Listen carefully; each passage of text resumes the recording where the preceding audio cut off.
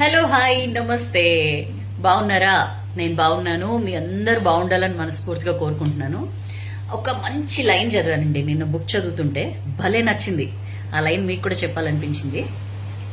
మనం ఎవరితో అయినా మాట్లాడేటప్పుడు నెక్స్ట్ ఇంకా మనం ఎప్పుడు ఈ వ్యక్తిని కలవము అనే ఉద్దేశంతో మాట్లాడాలట.